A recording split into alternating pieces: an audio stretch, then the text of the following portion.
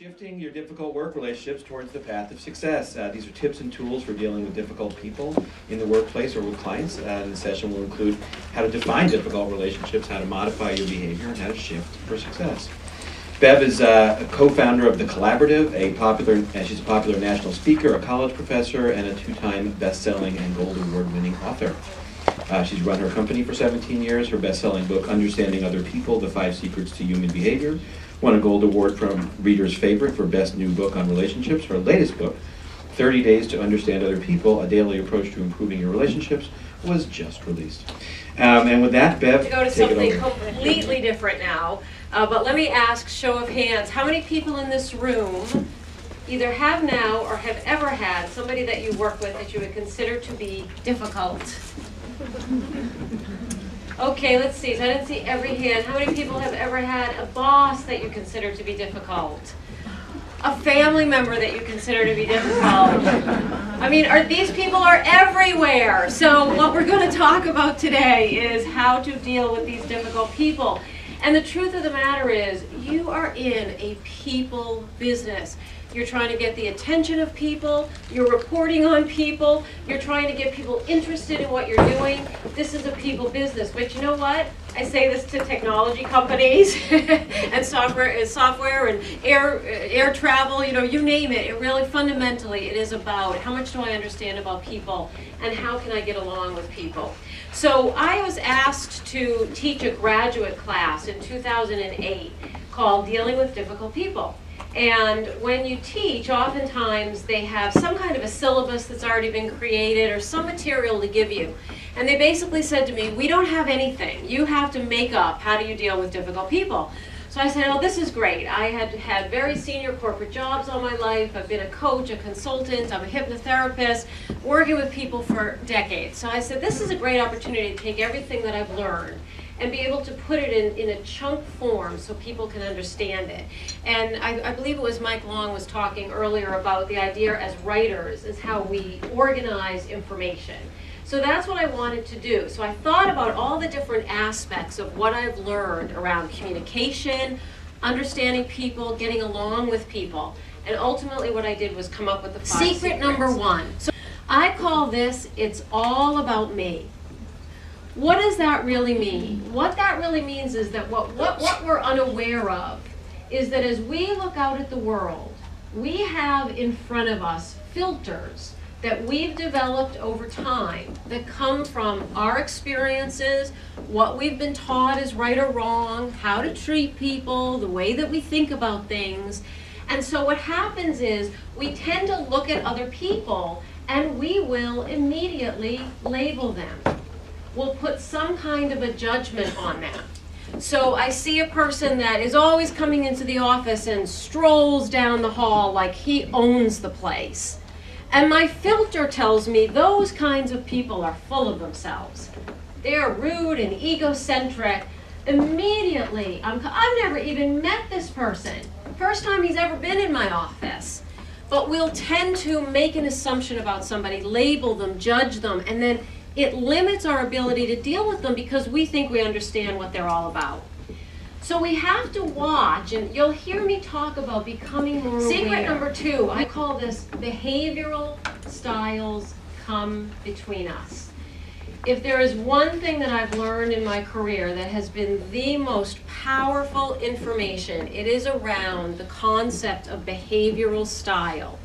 Behavioral style is all about how we communicate and how we operate on different scales of behavior. Now the research shows that we buy from people we like. And you know who we like? We like people that are like us. Because it makes it a lot easier for us to deal with them, to communicate with them if they're like me. So I'll give you a quick primer on behavioral style. But I want to underscore how important it is, so I'm going to ask a quiz first. If you're in communication, you call up that journalist, you have a meeting in your agency with a client, you have an exchange. How much of what gets understood from that communication process do you think is attributable to the words that were used? So I'm going to ask for a show of hands. How many people think it's 7%? How many people say 15%? 29%? 52? Do I have a 90? I did a group yesterday, I got my first 90 in 5 years. So the answer is 3, your values speak more loudly than you do. So behavioral style is about what we do. You can see is somebody upbeat and outgoing or very analytical. Values are why we do what we do. So oftentimes what happens is we try to influence people to our value set, the way I see it as important. In the meantime, I'm talking to this other person and they don't see it the same way. So this is when we really, really dislike people, is when the value set is different. This is based on research by a person named Edward Spranger. He wrote a book in the early 1900s, and what he found is that there's 6 core values that the entire population shares, but we share them in a different order of importance. Most of us on a day-to-day basis, we're driven by our top 2 values.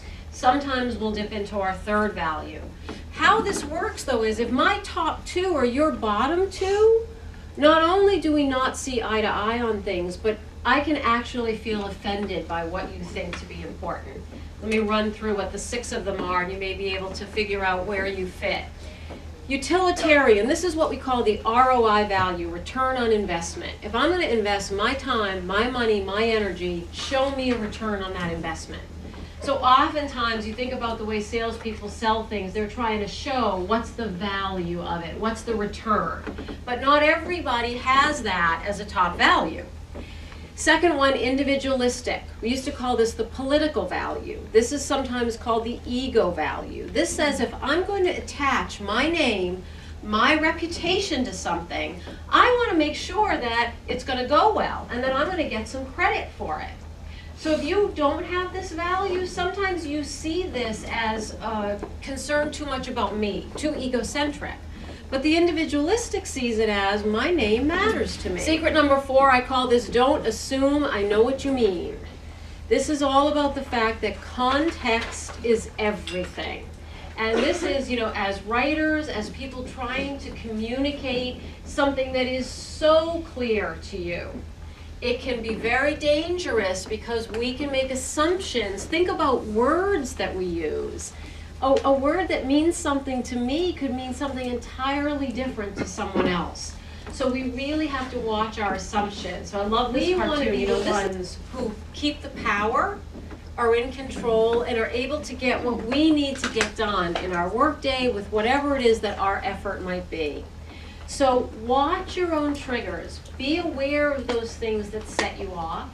Practice being an interested observer so that you can understand what is it that triggers me? Why do I respond that way?